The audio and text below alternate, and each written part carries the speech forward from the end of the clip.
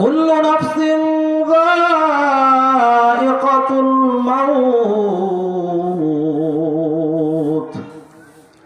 সুম্মা ইলাইনা তুরজাউন।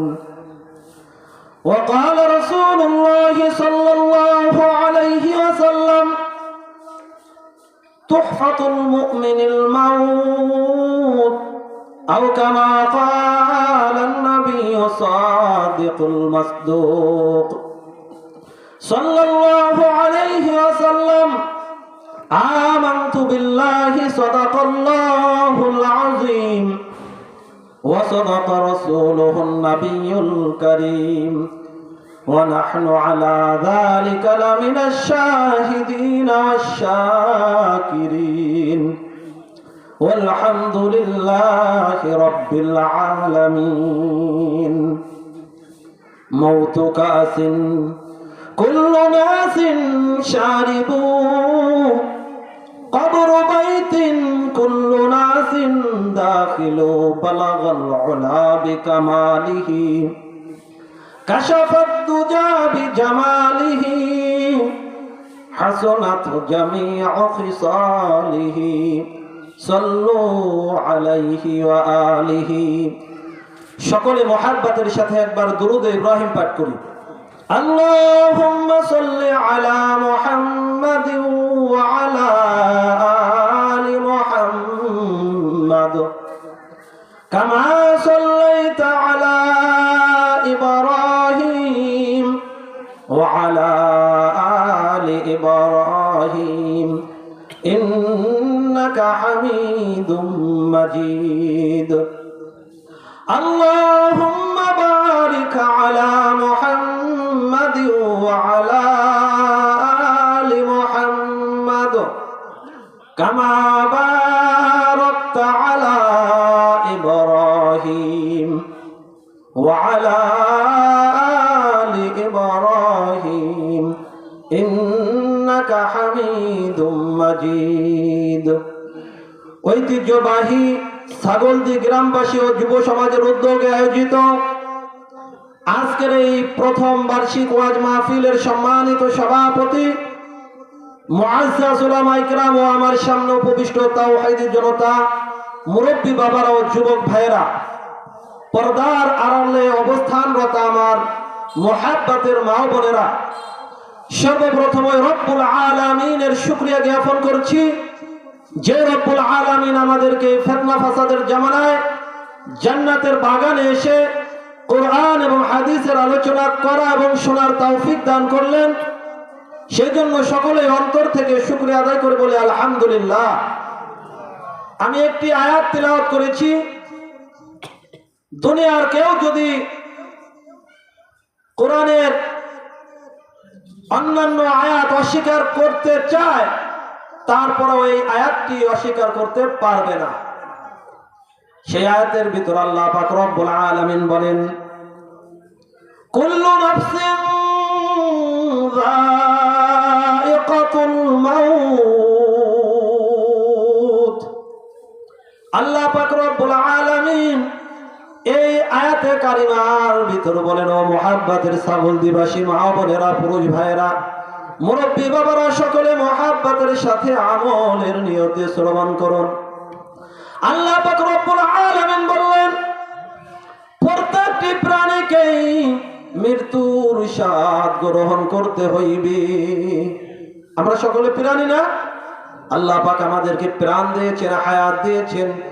যে কোনো মুহূর্তে, যে কোনো সময়, যে কোনো স্থান থেকে আমাদের ডাক চলে আসবে।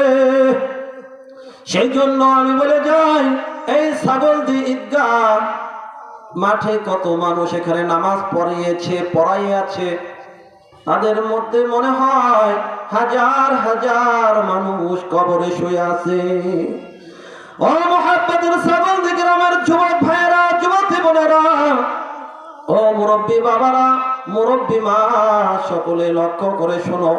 আল্লাহ পাক রব্বুল আলামিন আমাদেরকে হায়াত দিয়ে প্রেরণ করেছেন আল্লাহ পাক রব্বুল আলামিন যখনই ডাক দিবেন তখনই ওই কবরে চলে যাইতে হবে। সেই জন্য ওই কবরের জন্য কিছু জোগাড় করা দরকার আছে কিনা বলেন? আছে না? মৃত্যুর আগে না পরে? মৃত্যুর আগে জোগাড় করতে হবে। সময় সংক্ষেপ, আমার মুহাব্বতের ছাগলদি গ্রামের মুসলমানেরা সকলেই ওই কবরের সামান জোগাড় করো। আমরা তাবলীগ জামাতে যাই, ইজতেমা যাই, সফরে যাই, যেই কয়দিনের জন্য যাই সঙ্গে কি সামান পত্র নিয়ে যাই না?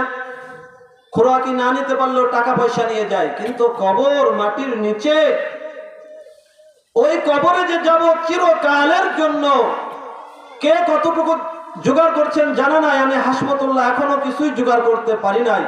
সেজন্য আমার অনুরোধ, এখানে উলামায়ে কেরাম আলোচনা করবেন, আমি বেয়াদবি করে আপনাদের সামনে বসেছি, আপনাদের ইমাম সাহেব কথা বলবে, আপনাদের কাছ থেকে দোয়া নেওয়ার জন্য এবং অনুরোধ করার জন্য এই যুবকেরা যে ওয়াজ মাহফিলের আয়োজন করেছে এদেরকে যেন আল্লাহ পাক দুনিয়া এবং আখিরাত উভয় জাহানে যাজায়ে খায়ের দান করেন, বলেন আমিন।